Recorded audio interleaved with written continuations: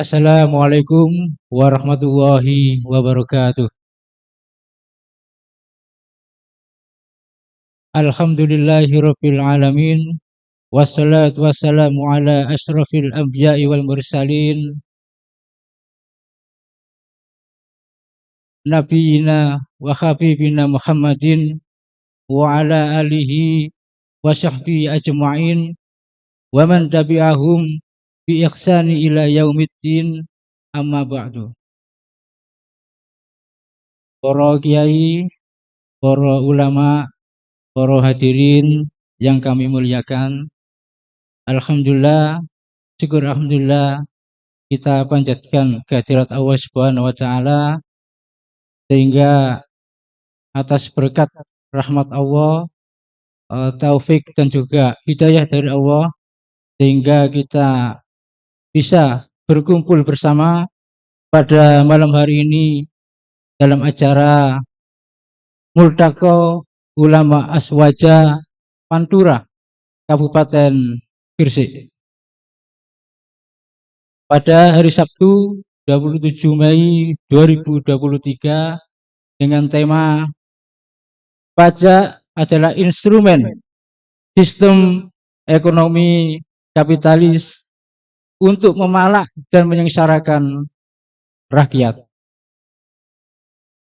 Salam serta sholawat semoga senantiasa tercurahkan kepada junjungan kita Nabi Muhammad SAW beserta sahabat beliau dan keluarga beliau yang senantiasa istiqomah di dalam memperjuangkan syariat Islam sehingga nikmat Islam bisa kita rasakan sampai detik ini. Dan marilah kita buka acara Multaqo Ulama Aswaja pada malam hari ini dengan ucapan basmalah. Bismillahirrahmanirrahim. Adapun susunan acara pada malam hari ini, yang pertama adalah pembacaan kalam ilahi yang nanti akan disampaikan oleh Ustadz Rifki Zidan. Kemudian yang kedua nanti acara inti yaitu penyampaian kalam ulama terkait tentang pajak yang nanti akan dibantu oleh Kiai Haji Zainuri. Kemudian acara yang ketiga adalah pembacaan hasil kajian yang nanti akan disampaikan oleh Kiai Haji Miftahul Ulum. Dan nanti acara yang terakhir adalah pembacaan doa. Baiklah, menginjak acara yang pertama yaitu pembacaan kalam ilahi yang akan disampaikan oleh Ustadz Rifki Zidan. Kepada beliaunya tafadhal masykur.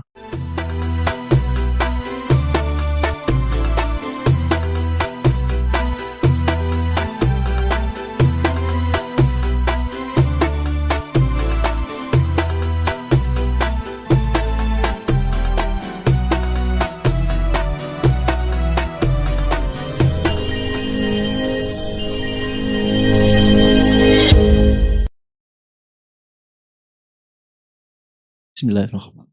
Assalamualaikum warahmatullahi wabarakatuh.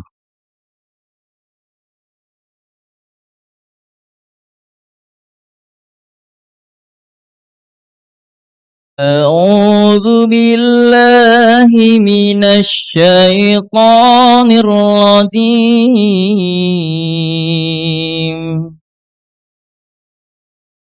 Bismillahirrahmanirrahim. Alif lam mim. Allahu la ilaha إلا هو الحي القيوم نزل عليك الكتاب بالحق مصدقا لما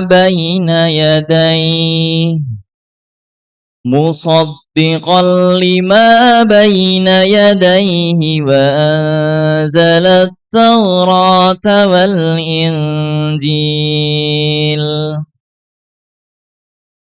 من قبل هدى للناس وأنزل الفرقان إن الذين كفروا بآيات الله لهم عذاب شديد والله عزيز ذو انتقام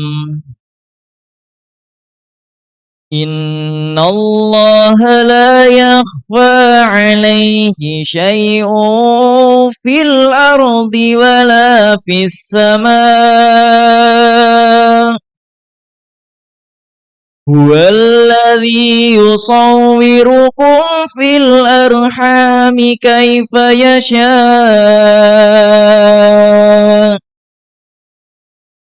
لا إله إلا هو العزيز الحكيم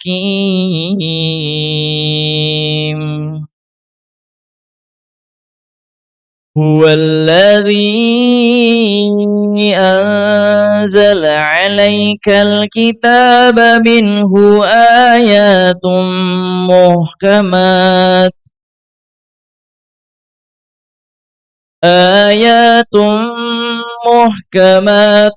هن أم الكتاب وأخر متشابهات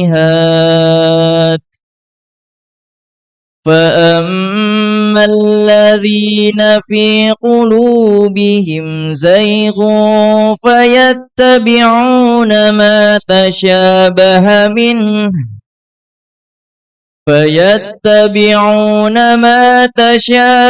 منه ابتغاء الفتنة وابتغاء تأويله وما يعلم تأويله إلا الله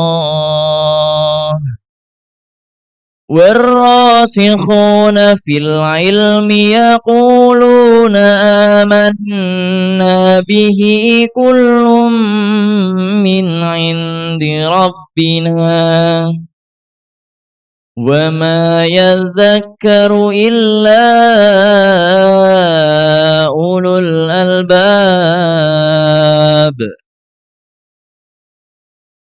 ربنا لا تزغ قلوبنا بعد إذ هديتنا وهب لنا من لدنك رحمة إنك أنت الوهاب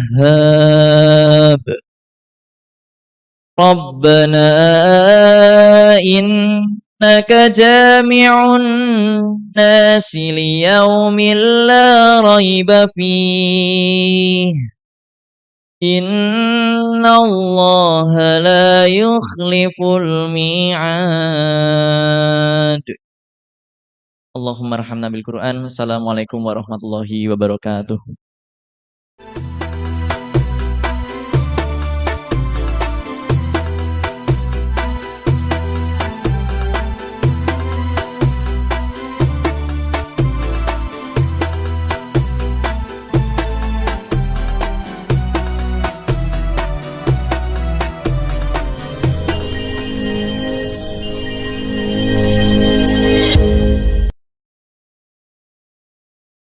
Iya, syukron kasir kepada Ustadz Rifki Zidan dan mudah-mudahan kita semua mendapatkan syafaat dari Allah SWT di hari akhir kelak. Dan menginjak acara yang kedua adalah acara inti, yaitu penyampaian kalam ulama terkait instrumen, terkait pajak adalah instrumen sistem ekonomi kapitalis untuk memalak dan menyengsarakan rakyat. Dan nanti acara kalam ulama ini akan dipandu oleh Kiai Zainuri. Kepada beliaunya tafadhol masykurah.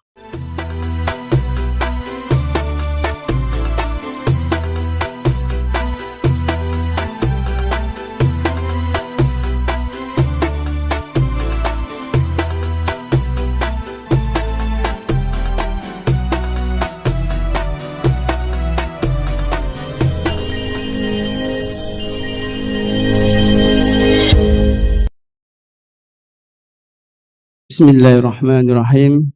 Assalamualaikum warahmatullahi wabarakatuh. Hamdanillah wa mussallian ala rasulillah. La hawla wa la quwwata illa billah. Subhanaka la ilma lana illa ma 'allamtana innaka antal alimul hakim. Rabbi shrah li sadri wa yassir li amri wahlul 'uqdatam min lisani yafqahu qawli. Para alim ulama, para asatidz, para muhibbin, serta pemirsa dakwah kiri dimanapun berada yang dirahmati Allah Subhanahu wa Ta'ala. Syukur alhamdulillah kita dipertemukan Allah dalam satu majelis yang luar biasa ini, yang akan membahas tentang pajak. Nanti saya akan membawakan acara inti pada malam hari ini. Namun sebelumnya, sebelum kami persilahkan para pemateri untuk maju ke depan, akan disampaikan dan Sohibul Hajah yang akan disampaikan oleh beliau Kiai Rodhi Masykur. Kepada beliau tafadhol masykuran.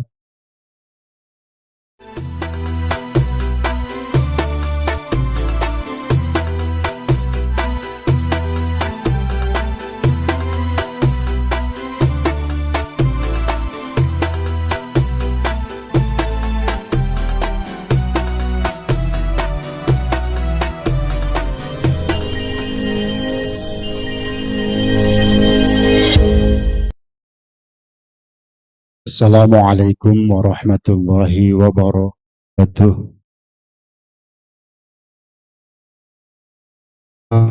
Rabbil alamin. Nahmaduhu wa nasta'inuhu wa nastaghfiruh. Wa na'udzu billahi min sururi anfusina wa min sayyiati a'malina. May yahdihillahu fala mudilla lahu wa may yudlilhu fala hadiya lahu. Asyhadu an la ilaha illallah wahdahu la syarika lah wa asyhadu anna Muhammadan abduhu wa rasuluhu la nabiyya ba'dah.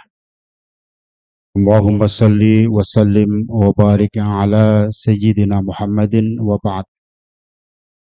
Ingkang kula hormati para alim, para ulama, sesepuh saha binesepuh, yang kami hormati para tokoh masyarakat, para ustadz yang senantiasa dirahmati oleh Allah Subhanahu wa Ta'ala. Syukur alhamdulillah, marilah kita panjatkan kehadirat Allah Subhanahu wa Ta'ala keranten atas limpahan taufik hidayah soho rahmatipun kula lan panjenengan saged sami-sami rawuh berkumpul nyambut seruan Subhanahu wa Ta'ala, wal takum minkum ummatu yad'una ilal khair wa ya'muluna bil ma'ruf wa yanhauna 'anil munkar. Kula lan panjenenganku kesempatan malam hari ini tidak lain dan tidak bukan adalah menyambut seruan Allah untuk sama-sama menyeru dalam kebaikan, mencegah pada kemungkaran. Salawat dan salam mudah-mudahan tetap terlimpahkan kepada junjungan kita baginda Nabi Muhammad SAW. Para alim, para ulama, sesepuh, bin sepuh, para asatid ingkang dipun mulyakaken Allah Subhanahu wa taala. Selaku Sohibul Hajjah menyampaikan terima kasih yang sebesar-besarnya atas kerawuan Pak Royo. Mudah-mudahan hadir para ustadz, para kiai, para ulama pada kesempatan malam hari ini dicatat oleh Allah Subhanahu wa taala sebagai amal soleh yang besok kelak kita akan mendapatkan pahala yang berlipat ganda. Amin ya rabbal alamin. Para ustadz, para alim yang dirahmati oleh Allah Subhanahu wa taala, kehadiran kita pada malam hari ini selain untuk silaturahim, saling ketemu, tidak lain dan bukan adalah sama-sama berbagi keresahan, keprihatinan atas berbagai problema, berbagai permasalahan yang menimpa negeri ini. Permasalahan yang terjadi di berbagai bidang, mulai permasalahan ketimpangan moral, korupsi terjadi hari-hari ini sangat-sangat memprihatinkan, termasuk berbagai fasad kerusakan yang terjadi di negeri ini yang lainnya. Para alim, para ulama, ketika fasad terjadi, masyarakat pada umumnya sepertinya biasa-biasa saja. Kenapa demikian? Karena memang kalau fasadnya itu sifatnya zahir, yang kelihatan, mungkin semua orang pada tahu. Seperti jembatan ambruk, jalan rusak. Maka semua orang tahu, PU berburu-buru bergegas untuk memperbaikinya.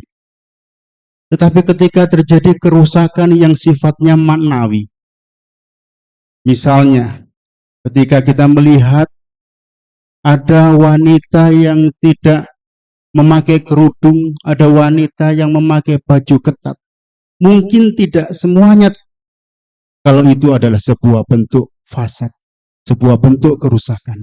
Hanya orang-orang yang memahami bagaimana kewajiban menutup aurat yang mengertinya. Hanya orang-orang yang memahami bagaimana kewajiban seorang wanita berbusana yang baik yang mengetahuinya. Sementara orang-orang yang tidak memahaminya tentu tidak menganggap itu sebagai sebentuk fasad, dianggap sebagai biasa-biasa saja. Sama halnya ketika negeri ini menarik pajak di berbagai sektor. Semua orang ditarik pajak. Siapapun kena pajak. Apakah kondisi negara ini baik-baik saja ataukah kondisi negara tidak baik? Semuanya akan wajib membayar pajak karena negeri ini 80% sumber APBN-nya berasal dari pajak. Orang tidak ada yang protes. Orang tidak ada yang menganggap itu sebagai sebuah masalah karena tidak banyak yang mengetahui, karena itu adalah bagian dari sebuah kerusakan atau fasad. Keranten menika para alim, para ulama, para kiai, para ustadz, pada kesempatan malam hari ini kita semuanya berkumpul memberikan pencerahan kepada umat, memberikan nasihat yang baik termasuk amar ma'ruf nahi mungkar, menunjukkan kepada semuanya bahwa Islam mengatur berbagai aspek kehidupan, termasuk bagaimana memandang hukum pajak yang seharusnya kita sikapi bersama sebagai seorang muslim. Kita berharap malam hari ini Allah Subhanahu wa taala senantiasa memberikan kekuatan, Allah Subhanahu wa taala senantiasa memberikan hidayah sehingga kita sekalian diberikan petunjuk jalan yang terbaik ya, sebagaimana yang baginda Rasulullah SAW tuntunkan. Demikian yang dapat kami sampaikan. Kurang lebihnya mohon maaf. Ihdinas siratal mustaqim. Assalamualaikum warahmatullahi wabarakatuh.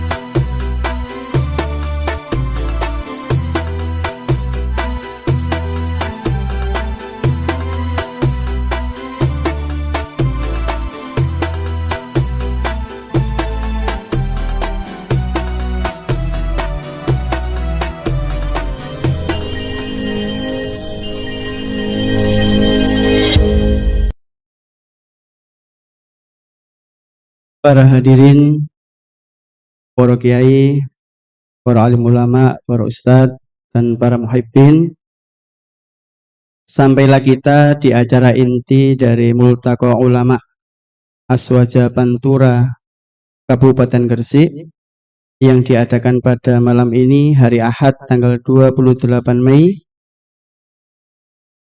dengan tema pajak adalah instrumen sistem ekonomi kapitalis untuk memalak dan menyengsarakan rakyat. Para hadirin sekalian dan juga pemirsa dakwah Giri yang dirahmati Allah Subhanahu wa taala, tanpa berlama-lama akan kami panggil para pembicara, para pemateri pada malam hari ini. Yang pertama, Kiai Hadi Santoso. Kami persilahkan maju ke depan.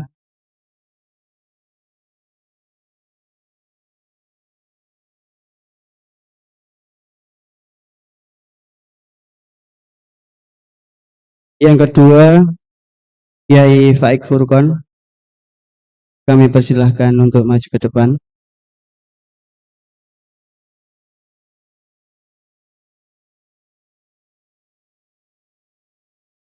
Selanjutnya pemateri ketiga, Kiai Adam Entani.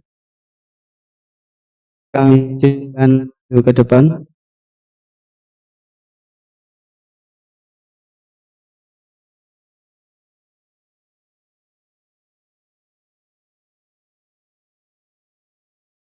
Kemudian yang pemateri yang keempat, Kiai Syamsuddin Humam.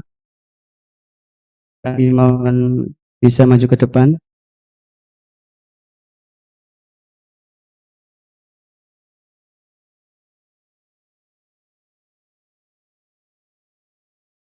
Baik, para hadirin sekalian yang hadir dalam acara Multaqa Ulama Aswaja Pantura, juga pemirsa dakwah Giri yang dirahmati Allah Subhanahu wa taala. Marilah kita dengarkan bersama penyampaian materi yang pertama yang akan disampaikan oleh Kiai Hadi Santoso dengan tema pajak sebagai sumber utama pemasukan negara dalam sistem ekonomi kapitalis. Tanpa adanya pajak, praktis negara akan lumpuh dan tidak bisa melaksanakan pembangunan. Kepada Ustadz Kiai Hadi Santoso, tafadhol masykur.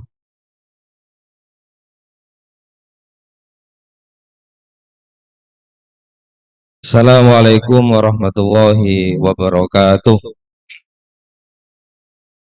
Alhamdulillahirabbil alamin wassalatu wassalamu ala asrofil anbiya'i wal mursalin sayyidina wa maulana Muhammadin wa ala alihi wa ashabihi ajmain. Rabbi shrah li sadri wa yassir li amri wa hlul 'uqdatam min lisani yafqahu qawli. Amma ba'du. Yang kami muliakan para ulama, para ustadz, para kiai dan hadirin sekalian rahimakumullah. Alhamdulillah, malam hari ini kita bersama-sama membahas salah satu tema penting yang sekarang menjadi persoalan di Republik ini. Jadi setiap saat kita melihat hari-hari ini dan mungkin akan ke depan kita lihat permasalahan akan muncul karena memang problem awal kita ini adalah Islam. Jadi Islam yang didirikan oleh masyarakat, oleh sehingga praktis seringkali dan pasti akan muncul masalah yang berulang-ulang. Pada malam hari ini kita akan membahas satu tema khusus, yaitu tentang pajak, yang beberapa waktu lalu menjadi viral karena kasus penganiayaan salah satu keluarga dari pajak. Jamaah sekalian, tema yang diamanahkan kepada kami adalah bahwa pajak Indonesia ini adalah tulang punggung pembangunan nasional atau tulang punggung pendapatan Indonesia. Apakah benar seperti itu? Yang kedua yang akan kita jawab malam hari ini adalah kenapa pajak menjadi tulang punggung pendapatan Indonesia? Dan yang ketiga adalah apa konsekuensi ketika pajak itu menjadi tulang punggung? Nah, sebelum membahas ke sana, ingin saya sampaikan dulu bahwa menurut Undang-Undang Nomor 28 Tahun 2007, jadi yang disebut pajak, biar kita semua paham, pajak itu adalah kontribusi wajib kepada negara yang terhutang dan bersifat memaksa menurut undang-undang. Kemudian tidak bisa secara langsung mendapat keimbalan, dan yang keempat adalah digunakan untuk sebesar-besar kemakmuran masyarakat.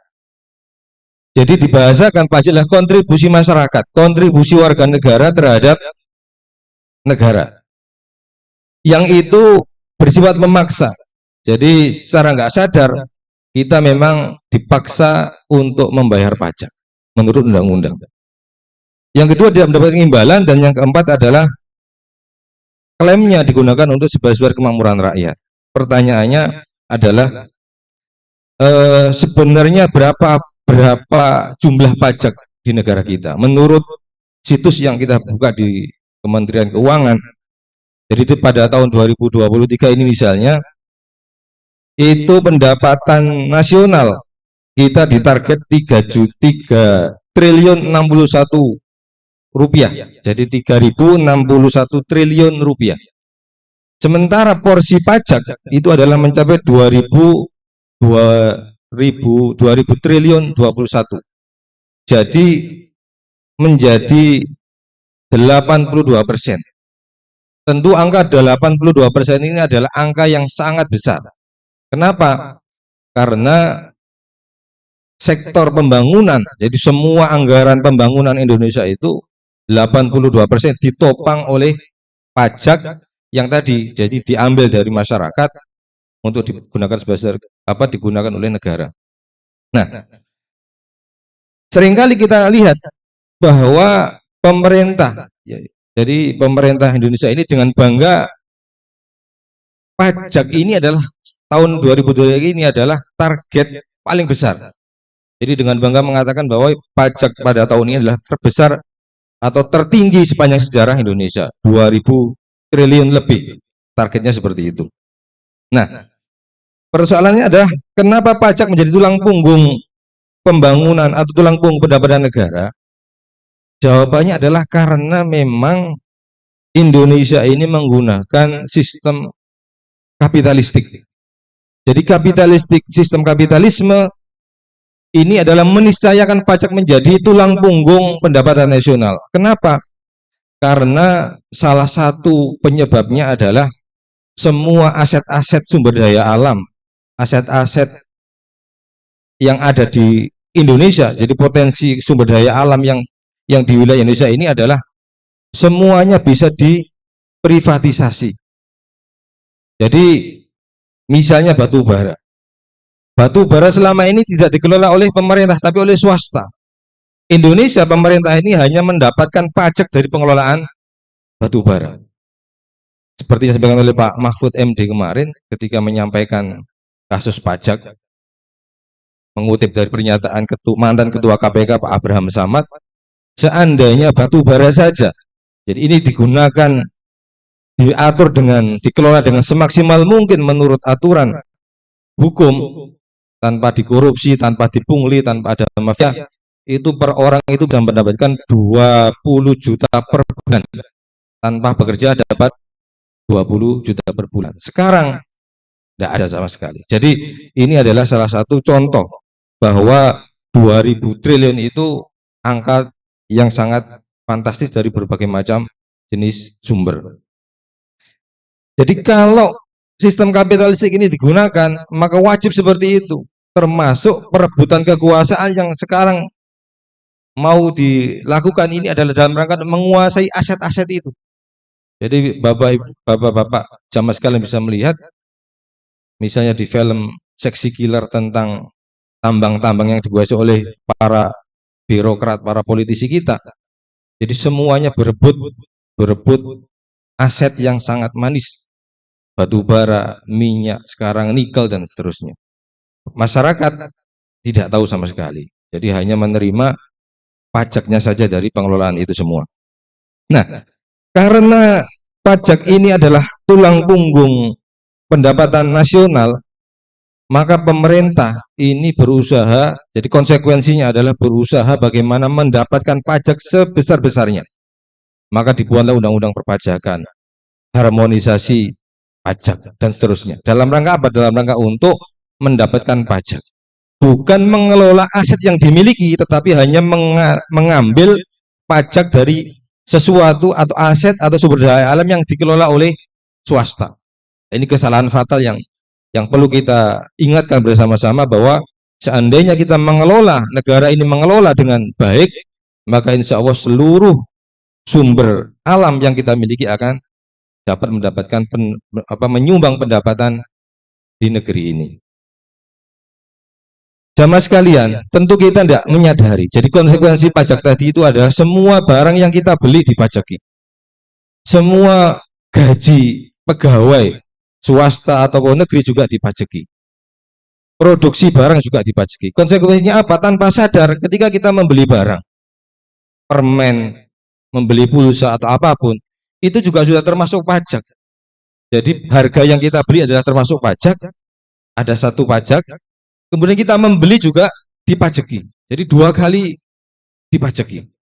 Jadi inilah yang dikatakan bahwa konsekuensi dari pajak sebagai sumber pendapatan utama negara ini adalah tadi itu.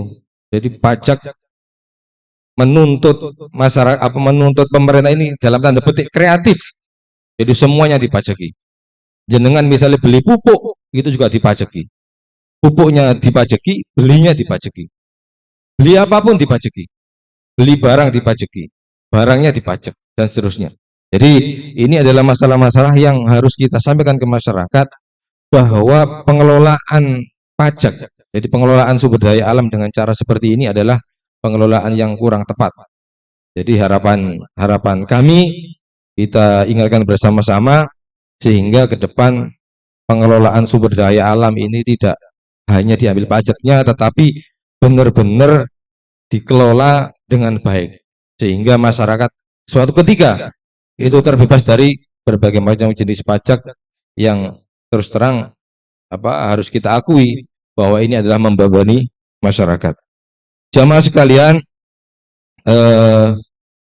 mungkin itu jadi pengantar bahwa pernyataan tulang punggung ekonomi masyarakat, ekonomi negara ini adalah dikuasai, ditopang secara penuh oleh pajak. Maka ketika pajak ini tidak ada, atau masyarakat ini juga mulai tidak taat pajak, maka negara akan bingung, karena pendapatan negara akan rendah, dan ini bisa menyebabkan negara goncang. Makanya kita seringkali digembar-gemborkan dengan ayo bayar pajak, taat pajak, dan seterusnya. Sementara beberapa kali pajak ini ditilap, diambil paksa oleh orang-orang yang memang bertugas membayar mengatur pajak. Demikian sedikit dari kami, mudah-mudahan ada pencerahan. Kurang lebih maaf, akhirul kalam. Assalamualaikum warahmatullahi wabarakatuh.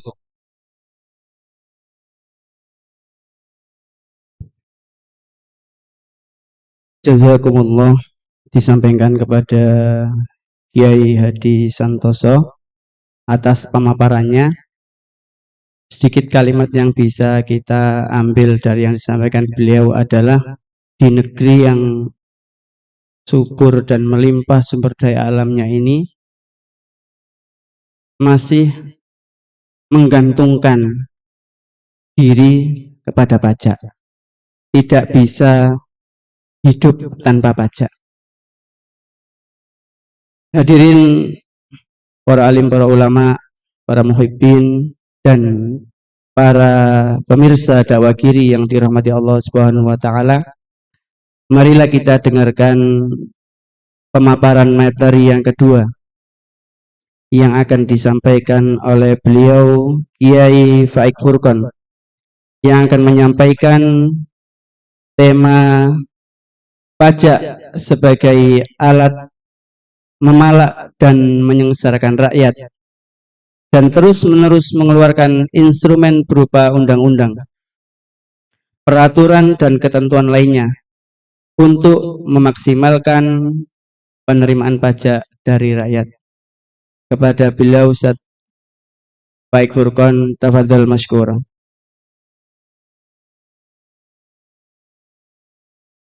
Assalamualaikum warahmatullahi wabarakatuh. Bismillahirrahmanirrahim. Alhamdulillah wassalatu wassalamu ala Rasulillah Sayyidina Muhammad ibni Abdillah wa ala alihi wa ashabihi wa man tabi'ahum bi ihsanin wa man walah, la haula wa la quwata illa billah. Bapak-bapak, para ustadz, para ulama, dan saudara sekalian, saya punya waktu insya Allah berapa menit ini? 15 sampai 20 menit saja insya Allah. Tadi sudah disampaikan tentang persoalan pajak di Indonesia. Saya ingin bertanya kepada jenengan, kira-kira Indonesia ini bisakah menjadi negara yang makmur, menjadi negara yang hebat tanpa pajak? Kira-kira bisa nggak? Kalau sekarang ini, bisakah Indonesia ini menjadi negara yang makmur dan hebat sekarang ini tanpa mengandalkan pajak? Jawabannya bisa, Pak.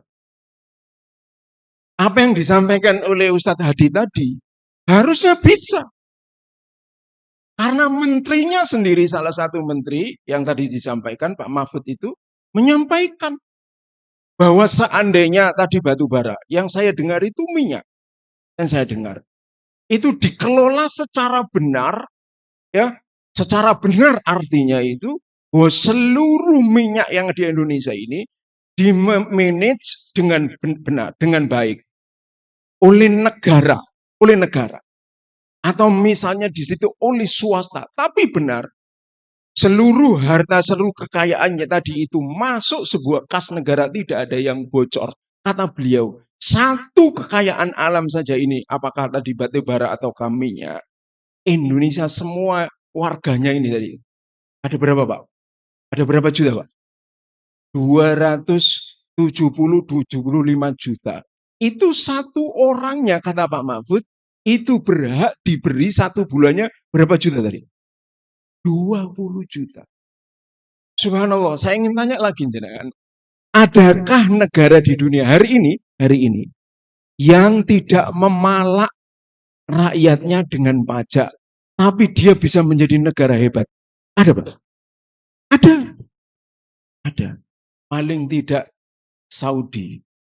Meskipun tidak, maksudnya ada beberapa komponen pajak, tapi secara umum Saudi itu tidak memalak pajaknya. Yang saya tahu, misalnya pajak bumi dan bangunan, di Saudi haram hukumnya untuk dipajaki. Jenengan punya tanah berapapun luasnya, punya rumah berapapun banyaknya, apa kalau di sini namanya pajaknya itu? PBB, pajak bumi dan bangunan. Saya tadi sempat tanya pada saudara saya yang tinggal di Gresik, Akhi Hasan. Saya tanya berapa ukuran rumahnya, cukup besar Ustaz. Berapa pajaknya? Alhamdulillah tidak terlalu banyak. 100 atau 200 tadi menyebutnya itu. Saya, Pak, tahun 2005, membeli rumah di Surabaya, luasnya cuma 7 kali 15. Seingat saya kira-kira 300.000 saya bayar pajak. Itu berarti NJOP-nya, nilai jual objek pajaknya, 1 meternya masih 3 juta. Tahun kemarin 2002, saya bayar sudah 505.000. Berarti tanah di situ ya, itu 1 meternya itu berapa? 5 juta. 5 juta. 1 meternya. Teman saya yang di sebelah saya itu, yakni namanya Pak Kuon, itu bayar pajaknya itu kira-kira saya kan 500. Itu ada yang 5 juta.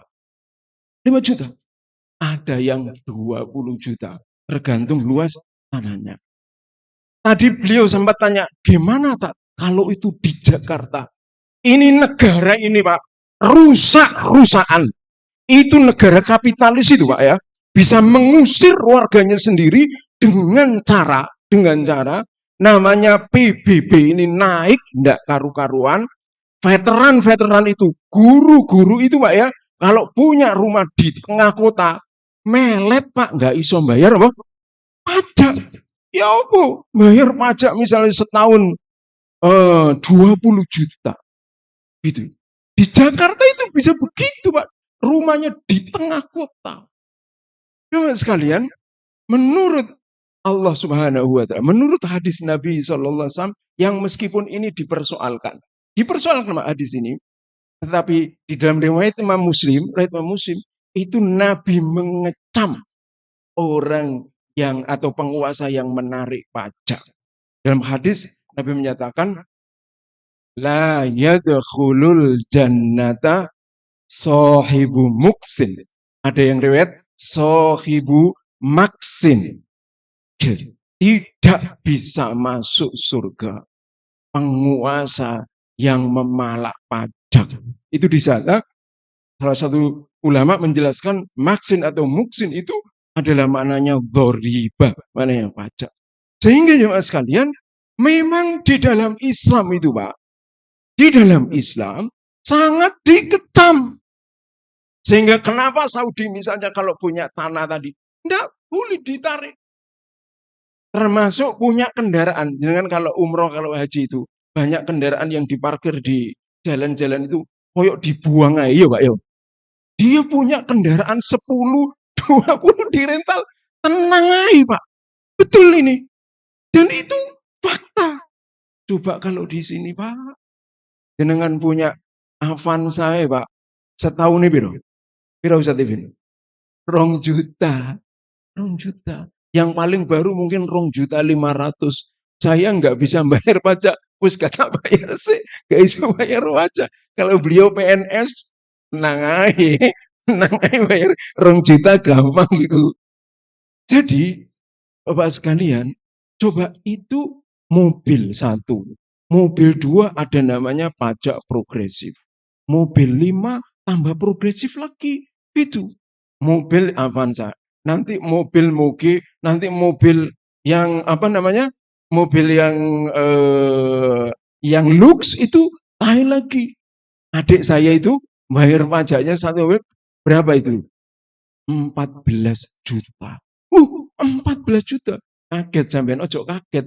Ono koncoku bayar pajak 20 juta 1 mobil. Astagfirullahaladzim. Coba sekalian, kalau negara ini benar, dikelola dengan benar. Ini salah satu contoh Saudi itu. Hanya punya minyak, Pak. Saya ingin menutup ini dengan statement yang sangat penting. Hanya punya minyak. Bayangkan, Indonesia ini tidak hanya minyak. Punya emas. Punya batu bara yang tadi diceritakan. Punya nikel yang sekarang dikuasai Cina. Wis jenengan sebutkan semua tambang di dunia ini. Hampir semuanya Indonesia ini punya. Sampai untuk bikin nuklir namanya uranium itu. Indonesia kaya. Sampai yang paling jelek gaya dalan ini loh Pak. Napa asmane, Pak? Napa, Pak? Aspal. Indonesia itu nomor 1 aspal di dunia itu. Duh. Emas itu Indonesia nomor 2. Nikel nomor 2, Pak. Saya mau cerita. Nikel nomor 2, nomor 1-nya adalah Cina. Cuman katanya Cina itu ternyata kenapa dia nomor 1? Karena dia mengimpor semua hasil nikelnya itu dari nomor 2. Nomor 2 tadi di mana? Dari mana? Indonesia. Ini kan gila negara dunia ini. Gimana kok bisa begini gitu loh. Tapi ini fakta. Maka kalau hari ini kita membahas pajak, negara ini benar-benar sebuah kezaliman. Sebuah kezaliman negara dan yang menguasai negara ini, menguasai kekayaan ini. Saya kemarin menyampaikan sebuah topik di sebuah masjid, Pak. Allah memberikan rizki kepada Indonesia ini. Namanya rizki kumulatif. Yang sangat kaya raya sudah itu. Kaya raya di dunia ini. Tapi penguasa dan yang mengatur negara ini tidak bersyukur kepada Allah Subhanahu wa Ta'ala. Tapi malah apa? Kufur, ingkar. Tidak dikelola dengan baik sesuai dengan undang-undang yang dia bikin sendiri. Gitu loh. Masalahnya dia bikin sendiri. Saya apal itu undang-undang itu. Pasal 33. Bumi dan kekayaan alam yang terkandung di Indonesia ini adalah milik siapa? Milik negara. Dan kemudian dikelola oleh negara. Dipergunakan apa? Sebesar-besarnya untuk kemakmuran rakyat. Sekarang masalahnya adalah yang menguasai seluruh tambang tadi itu ternyata siapa, Pak? Bukan negara. Bukan negara. Tapi diserahkan asing. Lalu yang mengelola tadi itu seluruh kekayaan itu ternyata juga hanya sedikit sekali yang dikelola negara. Ini sebuah pengkhianatan. Makanya kalau masyarakat ini mengerti sebetulnya itu, pasti sudah bikin mosi tidak percaya ya kepada pemerintahnya. Kalau bisa berhari-hari turun ke jalan, ya tuntut itu tuntutannya Pak Mahfud bahwa dikembalikan kepada negara dan dikelola oleh negara dan semua kekayaannya diserahkan kepada rakyat supaya penguasanya tadi bisa masuk surganya Allah Subhanahu wa Ta'ala. Insya Allah mudah-mudahan kita yang membicarakan ini dengan mengerti masalahnya dan kemudian bisa mengoreksi, bisa memberikan masukan kepada negara. Demikian yang saya sampaikan. Wa'alafu minkum ihdinas siratal mustaqim. Wassalamualaikum warahmatullahi wabarakatuh.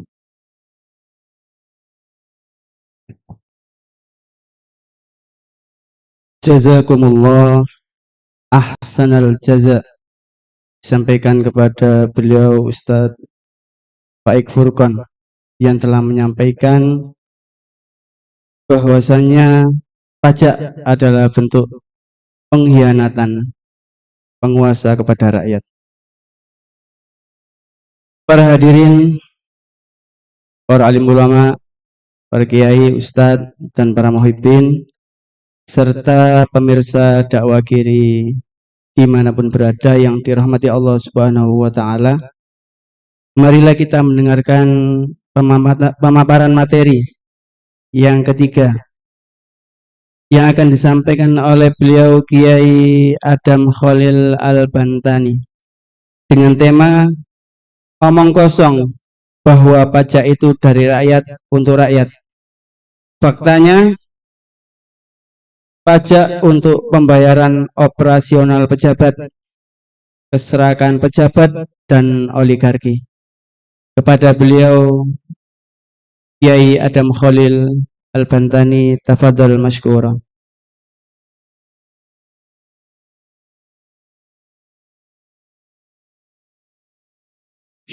Bismillahirrahmanirrahim. Assalamualaikum warahmatullahi wabarakatuh. Alhamdulillah wassalatu wassalamu ala Rasulillah wa ala alihi wa sahbihi wa mawalah amma ba'd. Hadratil muhtaramin, para alim, para ulama, para kiai para asatidz yang dirahmati Allah Subhanahu wa taala. Kalau kita berbicara masalah pajak, yang katanya pajak itu untuk kesejahteraan rakyat. Tetapi kalau kita berupaya untuk mencari tahu atau menelisik ya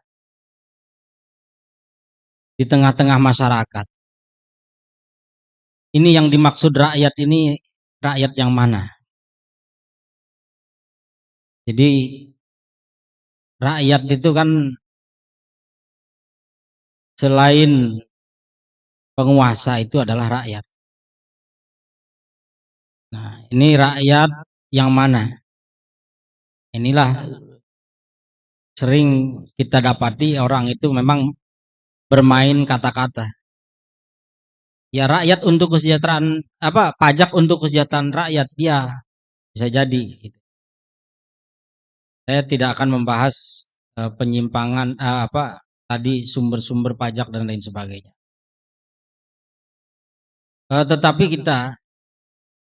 saya pernah coba ya bertanya, ada orang yang saya tahu rumahnya itu sudah mau roboh. Kemudian sepedanya juga jelek. Ya, dia tidak kaya. Pekerjaannya sebagai petani juga tidak bisa membuat dia sejahtera. Kemudian saya tanya, Bapak pernah dapat bantuan apa? Ya, enggak pernah dapat bantuan apa-apa. Dia tidak dapat bantuan yang langsung itu. Ketika BBM dinaikkan, itu kan katanya untuk mengurangi beban pajak. Gitu. Untuk mengurangi beban pajak, yaitu beban subsidi dari pajak yang diturunkan atau digelontorkan untuk BBM. Tapi dia tidak mendapat kompensasi apapun dari itu. Dan itu banyak sebenarnya terjadi. Jadi makanya kita melihat bahwa selain memang sudah kesalahan ini dari awal, ya ini kesalahan paradigma, kesalahan yang bersifat mendasar, bahwa pajak itu kan memang kalau di dalam Islam ada memang doribah itu sifatnya insidental, ataupun kalau memang dilakukan ya ketika memang sudah tidak ada yang lain. Jadi opsi terakhir untuk memenuhi kebutuhan negara, kebutuhan rakyat itu memang ada. Tapi itu opsi terakhir. Nah, kenapa? Karena inti daripada seorang pemimpin itu kan adalah bagaimana dia bisa mengurusi urusan rakyatnya. Kullukum ra'in wa kullukum mas'ulun an ra'yati. Wal imamu ra'in wa huwa mas'ulun an ra'yat. Nah, sekarang ini kita dipajaki setiap apapun gitu. Makanya saya coba cari-cari di kamus. Kata-kata pajak itu baik dalam bahasa Arab maupun Indonesia itu kayaknya menyedihkan semua maknanya. Ya. Jadi kalau pajak itu bisa jadi pelesetan dari palak sebenarnya. Jadi mau ngomong palak tapi kan kejem banget gitu. Zaman dulu kan memang penguasa itu kan kerjaannya memalak rakyat. Hah? Iya, upeti. Upeti itu kan palak ya, memalak. Tapi kan bagaimana supaya tidak terlihat kejem? Dipelesetkanlah jadi pajak. Nah, kalau saya cari juga bahasa Arabnya, pajak itu baik menggunakan huruf jim, kemudian huruf zai, kemudian ain, fa, jim, ain misalkan. Itu mananya ada kaget. Tarik pajak kan kaget. Ya enggak? Kita makan ya, makan di restoran di apa namanya iklannya katanya harganya cuman berapa? 30.000 gitu. Tapi kita bayar lebih dari 30.000.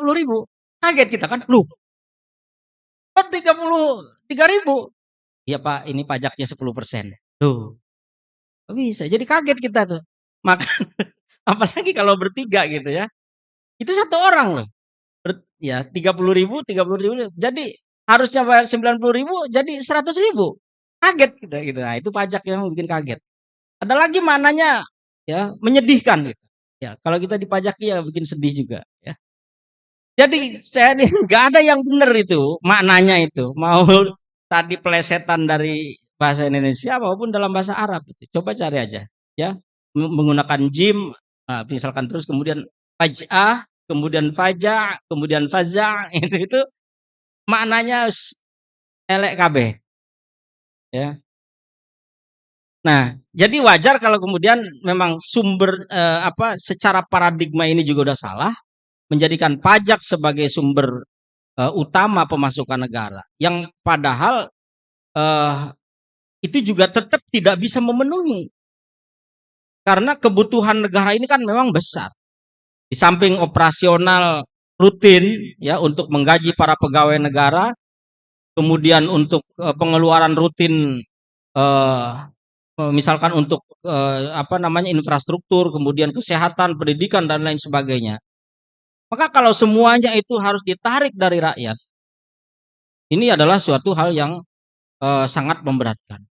Makanya harusnya pemerintah itu bagaimana mengoptimalkan ya sumber-sumber lain yang itu memang harus menjadi sumber pemasukan utama negara. Ada dari sumber daya alam, ya.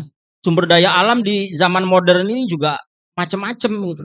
Bukan hanya minyak, tetapi juga ada panas bumi. Belum lagi kita bagaimana memanfaatkan air, bagaimana memanfaatkan angin, bagaimana memanfaatkan matahari dan lain sebagainya. Ini kan yang memang suatu kemalasan ataupun memang sengaja. Kita ini kan negara atau negeri-negeri muslim ini. Terutama itu adalah negara-negara yang disetir ya, yang didikte oleh negara-negara negara imperialis, negara kapitalis. Sehingga apapun yang dilakukan itu selalu melakukan sesuai dengan arahannya. Baik itu melalui IMF, melalui World Bank ya, dan lembaga-lembaga pendanaan yang lainnya yang itu memaksa kita untuk melakukan apa yang sesuai dengan yang mereka inginkan. Kenapa ya mereka itu memaksa misalkan agar subsidi itu dihilangkan ya, kemudian pajak dinaikkan. Nah, karena supaya pajak itu bisa membiayai negara meskipun itu tidak cukup. Kalau tidak cukup nanti itu ngutang lagi ke mereka. Ya. Makanya kan anggaran belanja negara kita itu pasti nggak akan misalkan pemasukannya gitu ya. APBN gitu tuh. Pemasukan misalkan 4.000 triliun, belanjanya cuma 3.000 triliun, nggak pernah ada. Yang ada justru kebalikannya. Anggaran pengeluarannya 4.000 triliun, pemasukannya 3.000 triliun. Itu contohnya misalkan kayak begitu tuh perimbangannya. Jadi kalau kurang ya ngutang nanti itu. Jadi utang itu dijadikan sebagai bagian daripada pemasukan negara. Heran. Sementara sumber daya alamnya itu dibiarkan. Di negara-negara Timur Tengah itu juga mereka ya banyak yang sebenarnya sumber daya alam yang kemudian tidak dikelola dengan baik. Mereka malah mengelola pariwisata misalnya dan lain-lain sebagainya lah. Nah jadi kalau tadi tema yang disampaikan oleh host itu ngeri juga sebenarnya, omong kosong gitu ya. Tapi memang kalau kita bilang omong kosong juga memang benar gitu ya. Karena apa? Kemarin misalkan rame-rame masalah kasus kasus TPPU itu 349 triliun. Ya. Itu besar sekali itu. Itu sebenarnya IKN itu kalau memang itu nggak usah nyari-nyari bingung kemana-mana, ya itu aja diambilin semua tuh, ya. Kemudian anggaran pemilu sampai 76,6 triliun itu. Itu luar biasa. Nah, itu ya dipakai kayak gitu aja tuh. Belum lagi pemilihan kepala daerah, kemudian anggota dewan dan lain-lain sebagainya. Nah, sedangkan rakyat itu ya sebenarnya kompensasi yang diberikan kepada rakyat itu tidak setara, tidak sebanding dengan apa yang harus dikeluarkan untuk pupuk, untuk BBM, untuk eh, apa kebutuhan-kebutuhan yang lainnya. Nah, jadi oleh karena itu memang tidak ada alasan sebenarnya bagi kita untuk mempertahankan sistem kehidupan yang kita rasakan sekarang ini, yang jauh dari Islam, ya, dengan menjadikan pajak sebagai pemasukan utama bagi negara. Nah, maka harus kembali kepada Islam. Islam itu hanya menarik zakat, ya, dari pribadi-pribadi itu. Nah, zakat itu pengertiannya bagus semua. Zakat itu membersihkan. Zakat itu an-nama. An-nama itu artinya menumbuhkan, membersihkan, menumbuhkan, itu zakat. Beda dengan pengertian pajak itu tadi. Menyedihkan, menakutkan, menyakitkan semua itu ya. Jadi maka kita sudah tidak ada jalan lain kecuali kembali kepada Islam. Demikian, Assalamualaikum warahmatullahi wabarakatuh.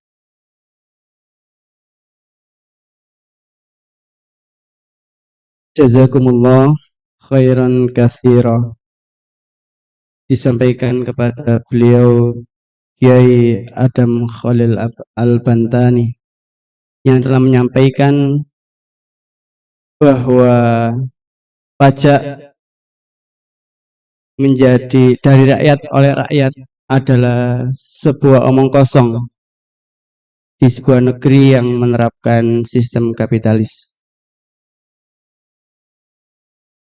Hadirin sekalian yang hadir dalam multaqo Ulama Aswaja Pantura Kabupaten Gresik dan pemirsa dakwah kiri yang dirahmati Allah Subhanahu wa taala, marilah kita dengarkan pemateri yang keempat yang akan disampaikan oleh beliau Kiai Syamsuddin Humam yang akan menyampaikan tema kedudukan pajak dalam sistem Islam bukan sebagai sumber pemasukan negara, tapi hanya pelengkap ketika situasi Baitul Mal membutuhkan sumber alternatif pemasukan. Kepada beliau Ustadz Kiai Syamsuddin Humam, tafadhal mashkura. Assalamualaikum warahmatullahi wabarakatuh. Alhamdulillah alladzi arsala rasulahu bil huda wa dinil haqq liyudhhirahu 'ala dini kulli wa kafa billahi syahida. Asyhadu an la ilaha illallah wahdahu la syarikalah wa asyhadu anna Muhammadan abduhu wa rasuluh. Allahumma shalli wa sallim wa barik wa adim ala sayyidina Muhammadin wa ala alihi wa ashabihi ajma'in wa man tabi'ahum bi ihsanin ila yaumiddin. Allah Ta'ala fi kitabil karim, a'udzu billahi minasyaitonir rajim. Al yauma akmaltu lakum dinakum wa atmamtu 'alaikum ni'mati wa raditu lakumul Islam madina. Shadaqallahul azim. Para alim, para ulama, sesepuh, bini sepuh, hadirin yang hadir dalam acara malam hari ini, pemirsa dakwah kiri yang berbahagia.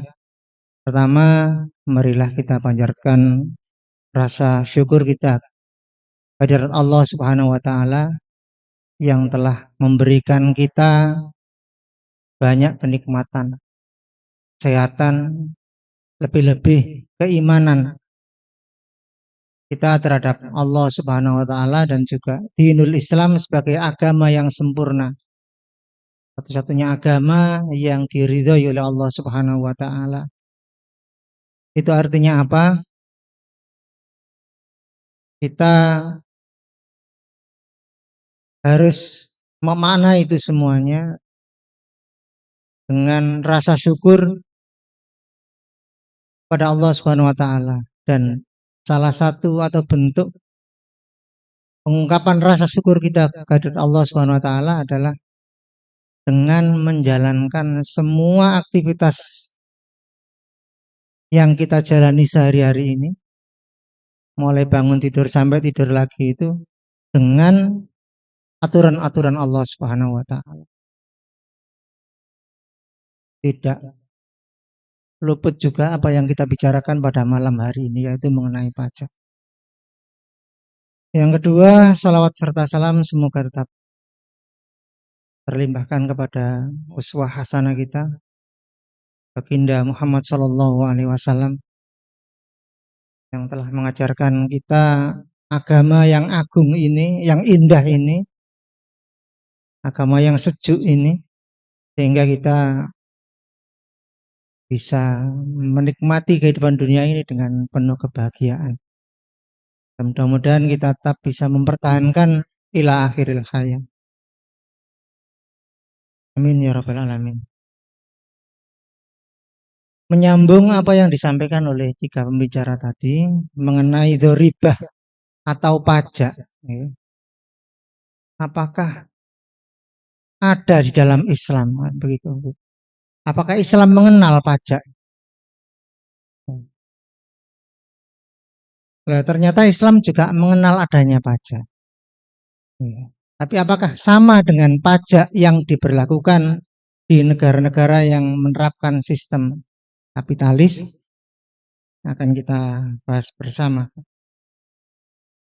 Yang pertama, sebelum kita membicarakan lebih jauh, nanti ada beberapa poin yang akan saya sampaikan. Yang pertama adalah pengertian pajak, kemudian sasaran pajak, siapa saja, kemudian peruntukan pajak itu kepada siapa, kemudian waktu pemungutan atau pengambilan pajak, dan besaran dari pajak itu. Sebelum mengupas 5 poin itu, ya, ada buku yang cukup lengkap membicarakan masalah ekonomi. Salah satunya adalah pajak, yaitu dalam Nizamul Iqtisadi fil Islam yang ditulis oleh Imam Taqiyuddin An-Nabhani rahimahullah, dalam atau di halaman 445 kalau nggak salah. Nah, yang pertama yang perlu kita bicarakan adalah pengertian. Secara umum ada kesamaan tentang pengertian pajak menurut Islam, ya, dan kapitalis, gitu, ya, dalam sistem kapitalis. Kalau dalam Islam dzaribah, disebut dzaribah.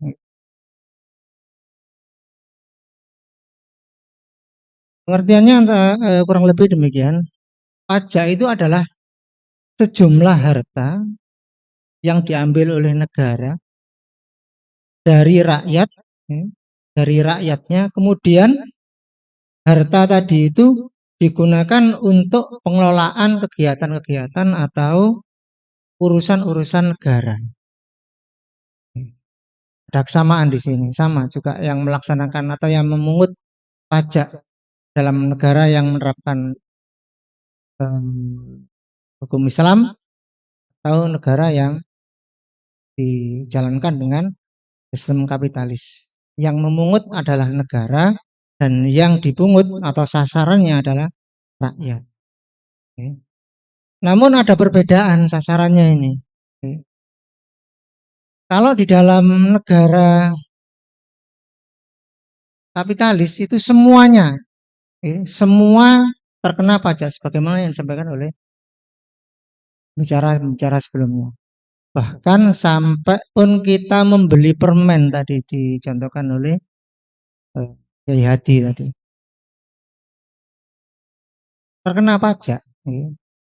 Rp5 berapa itu? 500 dapat 2 gitu. Itu pun ada pajaknya. Nah, kalau di dalam negara yang menerapkan sistem Islam bagaimana? Pajak itu hanya dikenakan kepada Muslim, orang Islam. Non-Muslim bebas pajak. Kok begitu? Iya, karena non-Muslim atau kita sebut dengan ahlu zimmah, orang non-Muslim yang hidup di dalam negara yang menerapkan sistem Islam itu, semua urusannya dijamin oleh negara, baik kesehatannya, pendidikan, dan sebagainya, yang pembiayaannya diambilkan dari jizyah. Dan jizyah itu dibebankan hanya kepada orang laki-laki dewasa yang mampu. Wanita, anak-anak, orang yang sudah lanjut usia tidak dikenakan jizyah. Luar biasanya Islam. Nah, kalau pajak bagaimana yang dibebankan kepada Muslim tadi? Kalau kepada orang Islam itu hanya kepada orang-orang yang kaya saja. Atau kita sebut dengan orang yang ghani, ya, dalam Islam itu sudah terkategori kaya. Bagaimana orang yang sudah terkategori kaya itu?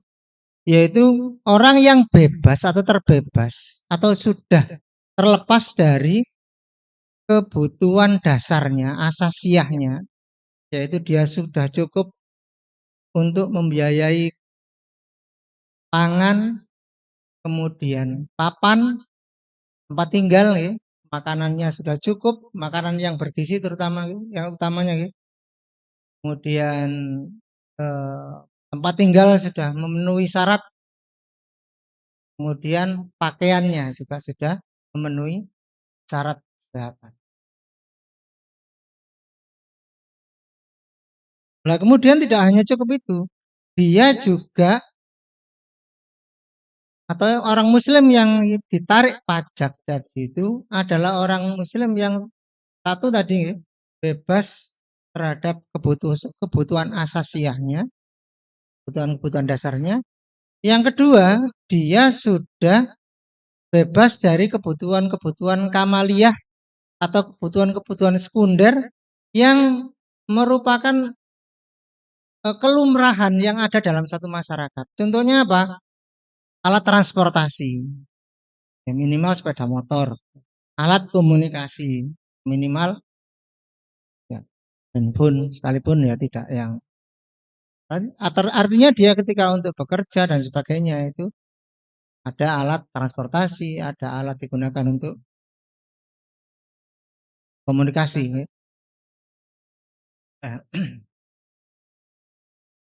Itu berkaitan dengan sasarannya. Kemudian untuk peruntukannya adalah sama-sama untuk pengelolaan negara. Pengelolaan negara. Artinya jika APBN itu tidak bisa dicukupi oleh kas negara. Kalau dalam negara yang menerapkan hukum Islam ya oleh Baitul Mal gitu, tidak bisa dicukupi oleh Baitul Mal. Kemudian yang berikutnya adalah tentang waktu pemungutan. Waktu pemungutan. Kalau di dalam negara kapitalis itu hampir setiap saat, bukan tiap hari, mungkin setiap aktivitas kita itu akan dipungut pajak.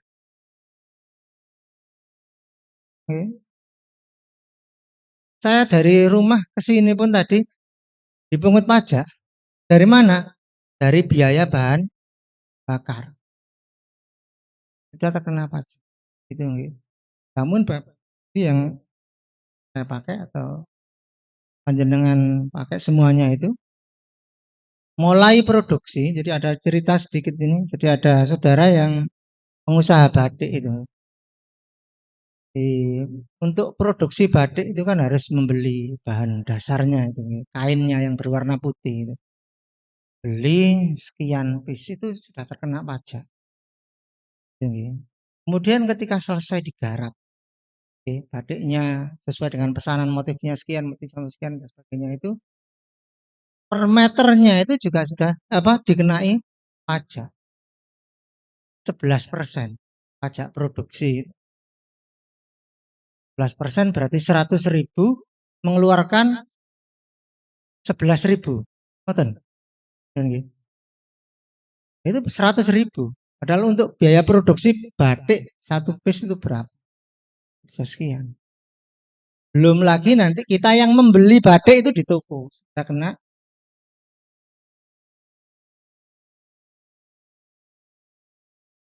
sampai mati pun mungkin kita kena pajak itu barangkali.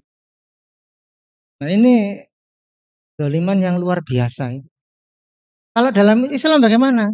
Buatan menganggi pajak. Tidak pakai. Yang ditarik pajak yang kaya saja. Untuk apa? Untuk kegiatan negara ketika kas negara itu enggak mencukupi. Dasarnya dari mana? Nah, di dalam kitab Nizamul Islam itu bisa dijelaskan bahwa pajak atau dhariba ini dibebankan kepada orang-orang muslim saja. Kenapa begitu? Karena memang pengelolaan negara ini adalah fardu kifayah bagi kaum muslim. Jadi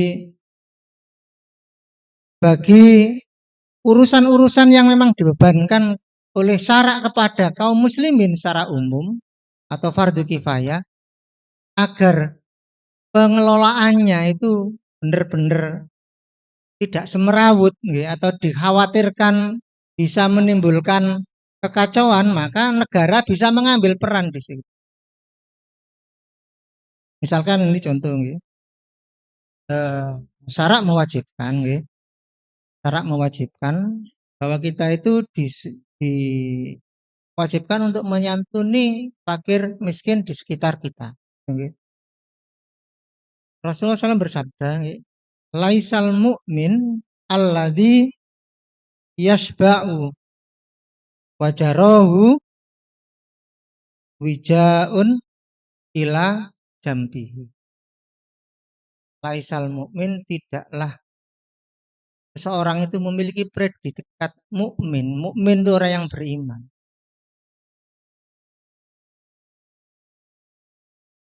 Manakala dia itu sudah tercukupi.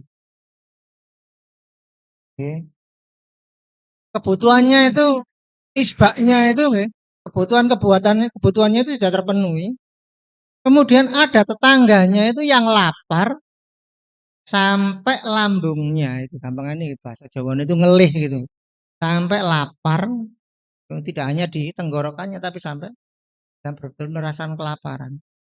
Dia predikatnya tidak bisa disebut dengan, atau bolehlah kita artikan tidak sempurna keimanan seseorang gitu.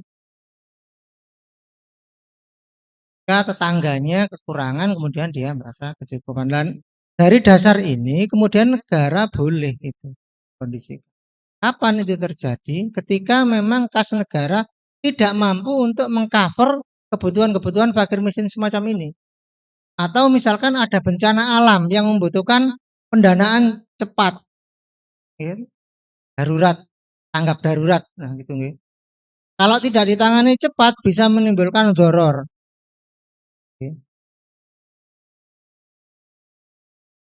La diroro wala diroro. La dororo wala diroro.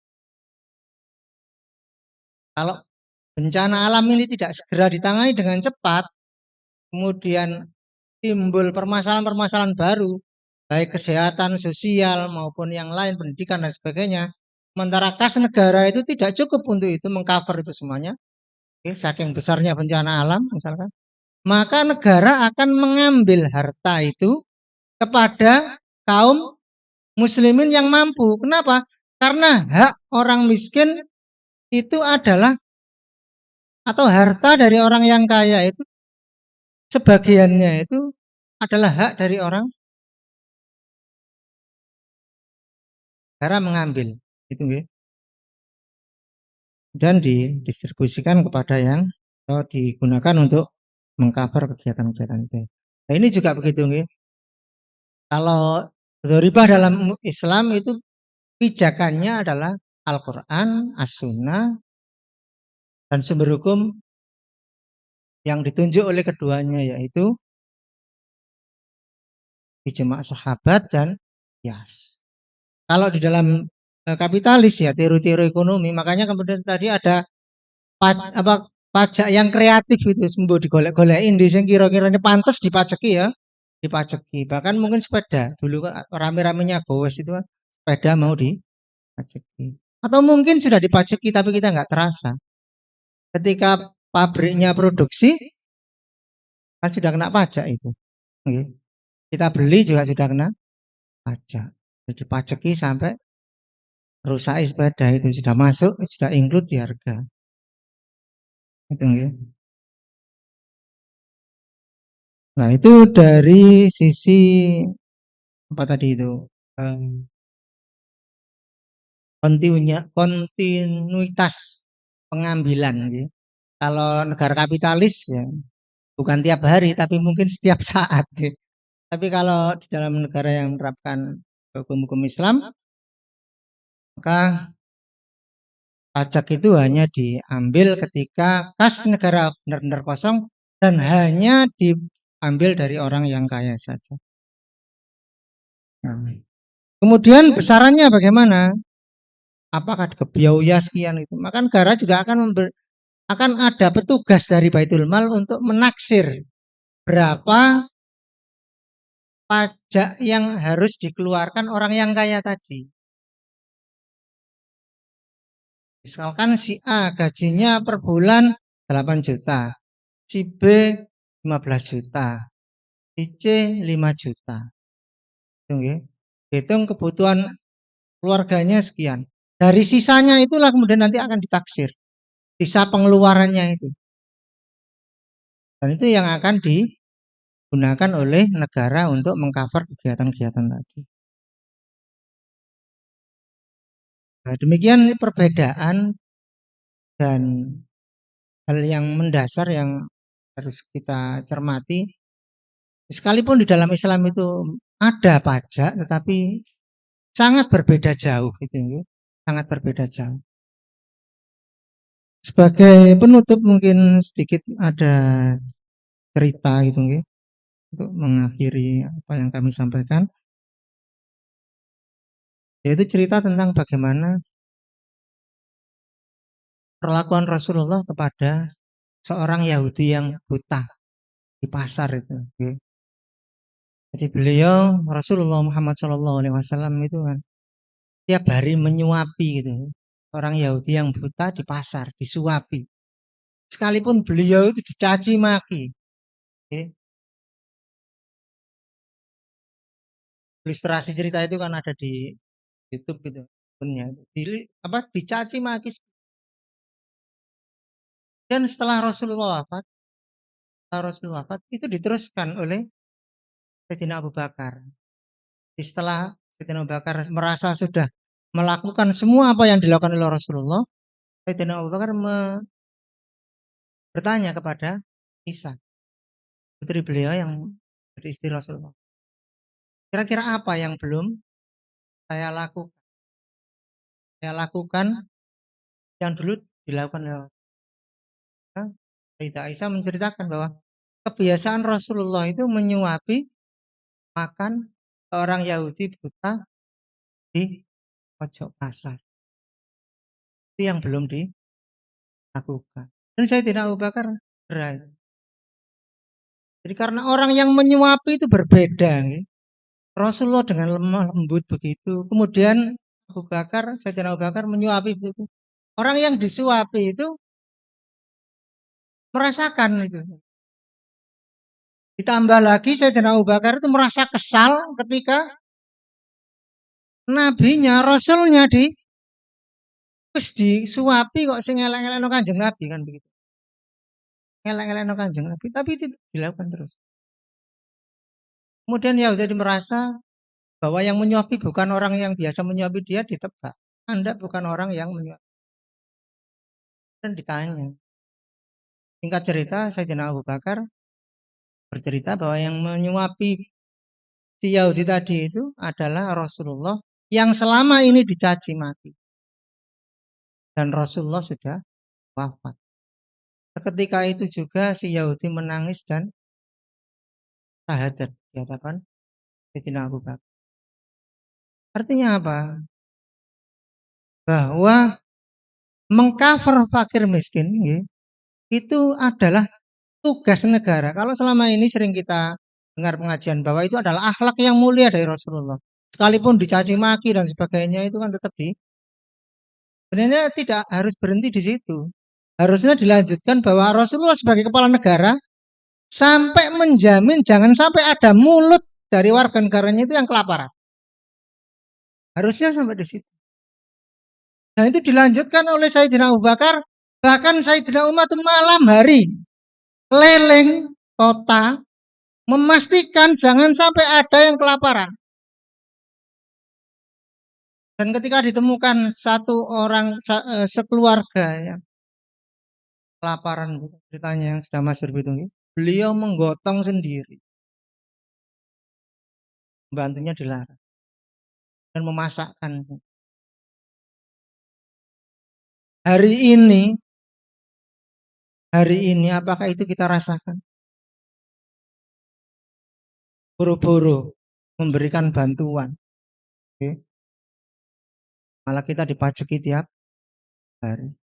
Padahal sumber daya alam seperti yang dilakukan oleh pembicara tadi itu, negara kita luar biasa. Masya Allah. Ini adalah salah satu bentuk kezaliman yang luar biasa. Demikian yang bisa kami sampaikan. Mudah-mudahan ada guna dan manfaatnya. Ihdinas siratal mustaqim. Assalamualaikum warahmatullahi wabarakatuh.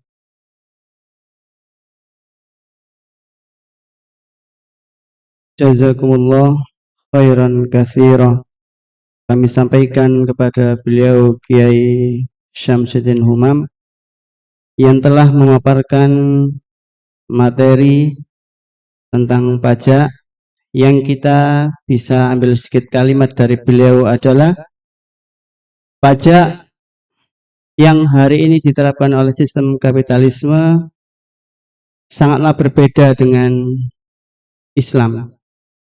Dalam sistem Islam, pajak diambil hanya saat membutuhkan saja, dan itu diambil dari orang yang kaya saja.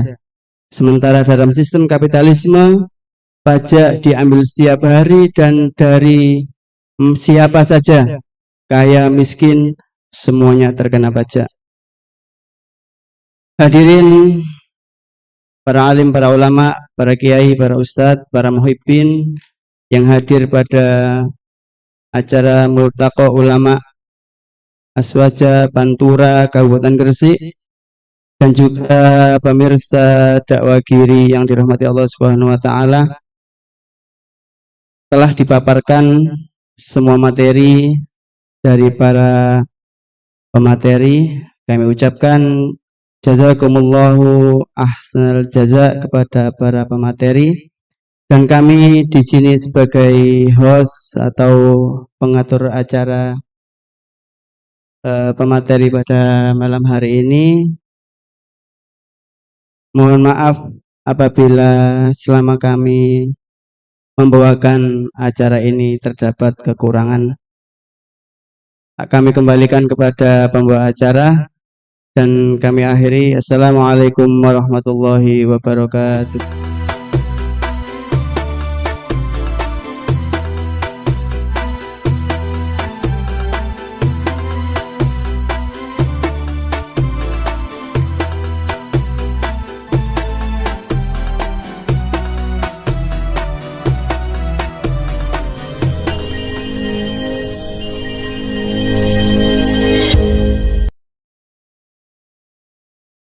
Iya, syukron kepada Ustadz atau Kiai Jainuri gitu ya atas panduan acara pada malam hari ini. Ya, baiklah, menginjak acara selanjutnya untuk semakin mempertegas gitu ya pertemuan kita pada malam hari ini, maka akan dibacakan hasil gitu ya kajian pajak dari Multaqo Ulama Aswaja Pantura Kabupaten Gresik yang akan disampaikan oleh Kiai Miftahul Ulum. Kepada Kiai Miftahul Ulum, tafadhol masykur.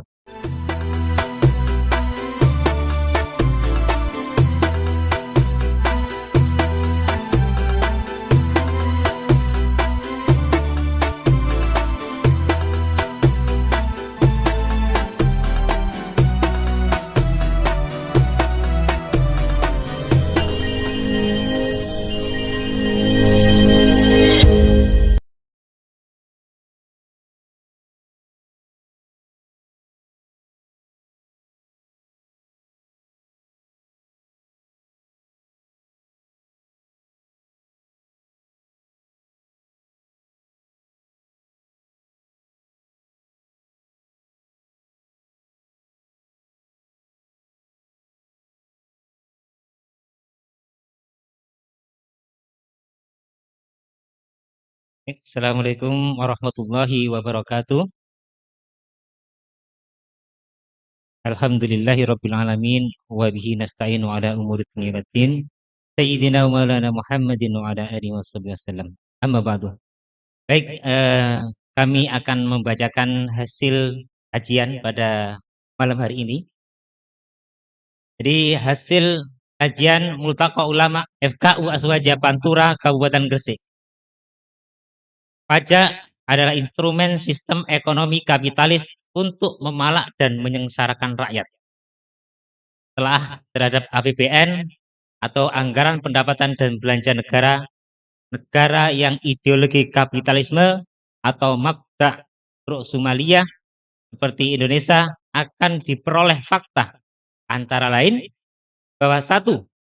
Pajak merupakan sumber utama pemasukan negara. Tanpa adanya pajak, praktis negara akan lumpuh, tidak bisa melaksanakan tugas pembangunannya.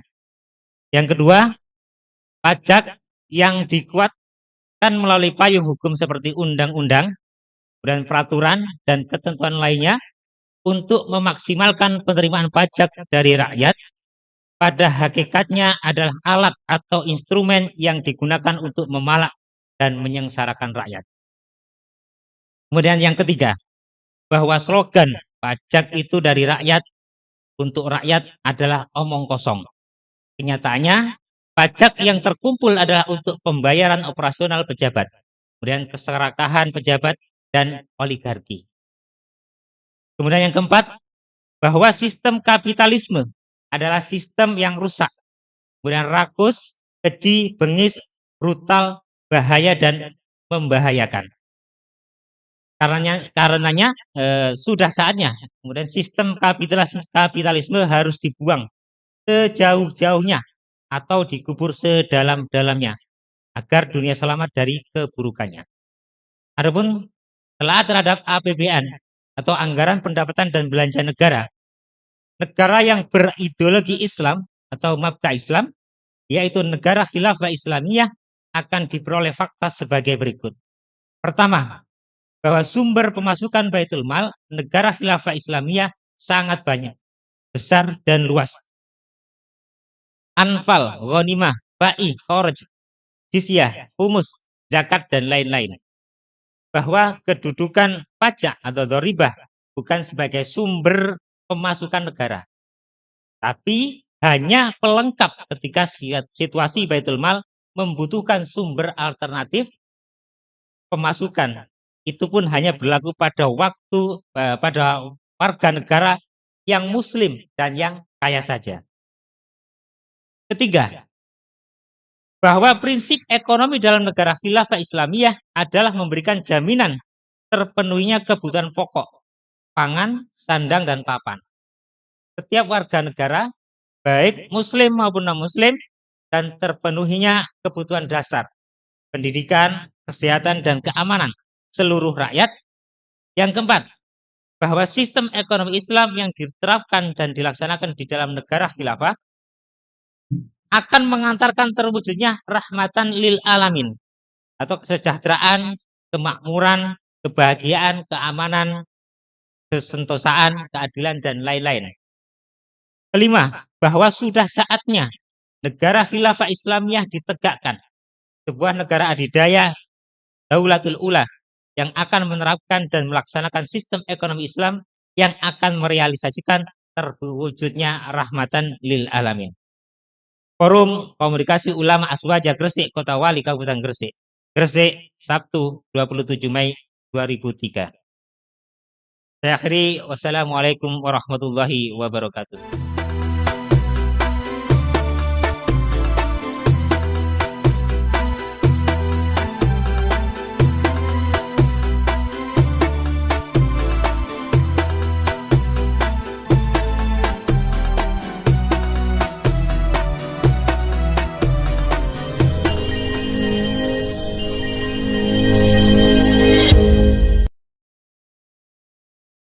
Ya, demikian pembacaan hasil kajian dari Multaka Ulama Aswaja Kabupaten Gresik.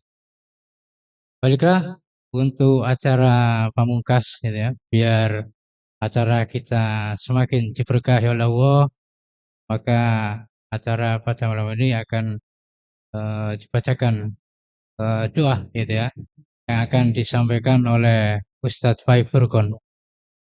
Monggo tafadhol.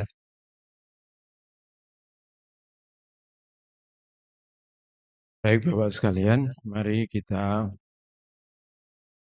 tutup acara kita ini, mudah-mudahan mendapatkan rahmat Allah Subhanahu wa taala. Mudah-mudahan kita semua yang berkumpul di sini kelak kita mendapatkan syafaat dari Rasulullah Sallallahu Alaihi Wasallam, karena kita mudah-mudahan termasuk orang-orang golongan yang mensyiarkan Islam ini, menghidup-hidupkannya sunnah Rasul Sallallahu Alaihi Wasallam yang ini mengajak kepada seluruh umat manusia ini untuk taat kepada Allah, untuk selalu terikat dengan perintah Allah dan meninggalkan larangan Allah Subhanahu.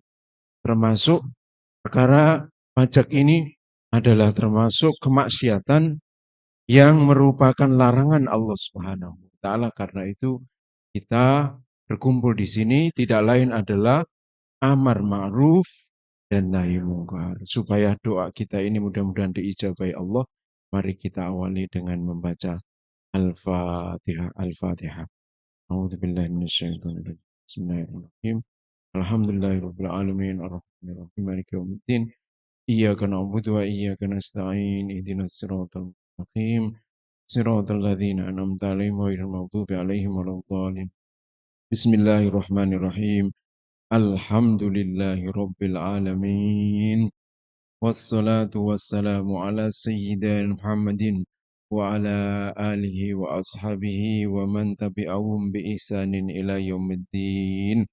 Allahumma inna nas'aluka salamatan fid din wa afiyatan fil jasad wa ziyadatan fil ilmi wa barakatan fil rizqi wa taubatan qabla al-maut wa rahmatan 'inda al-maut. Allahumma ighfir lana wa liwalidayna warhamhuma kama rabbayana shighara. Allahumma ighfir lana wa li ikhwanina alladhina sabaquna bil iman wa la taj'al fi qulubina ghillan lil ladzina amanu rabbana innaka ra'ufur rahim. Allahumma ighfir lil muslimina wal muslimat wal mu'minina wal mu'minat al ahya'i minhum wal amwat innaka sami'un qaribun mujibud da'awat ya qadiyal hajat.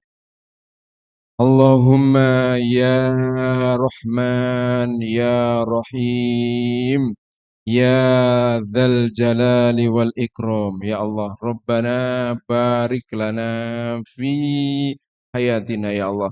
Allahumma barik lana fi kulli umurina ya Allah. اللهم اختم لنا بالإيمان، اللهم اختم لنا بالإسلام، اللهم اختم لنا بحسن الخاتمة، ونعوذ بك من سوء الخاتمة.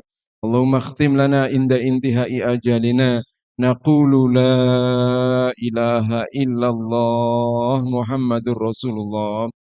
اللهم عجل لنا يا الله دولة خلافة راشدا على منهاج النبوة يا الله، الذي نطاع كل أمورك يا الله. يا ربنا تقبل منا إنك أنت السميع العليم، وتب علينا إنك أنت التواب الرحيم. ربنا ظلمنا أنفسنا وإن لم تغفر لنا وترحمنا لنكونن من الخاسرين. لا إله إلا أنت سبحانك إنا كنا من الظالمين. ربنا آتنا من لدنك رحمة وهيئ لنا من أمرنا رشدا. ربنا آتنا في الدنيا حسنة وفي الآخرة حسنة وقنا عذاب النار.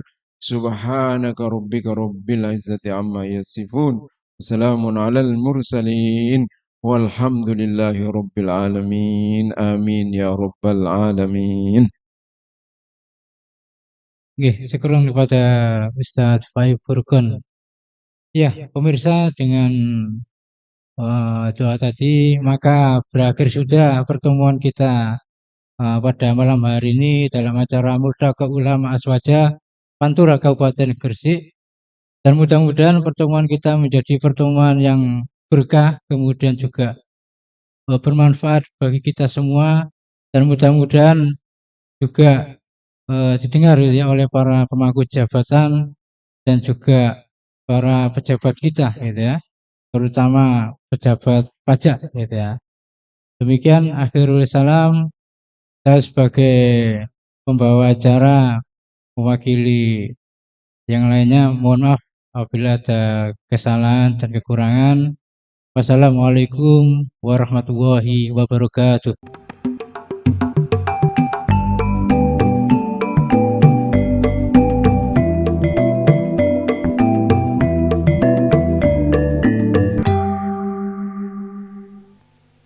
La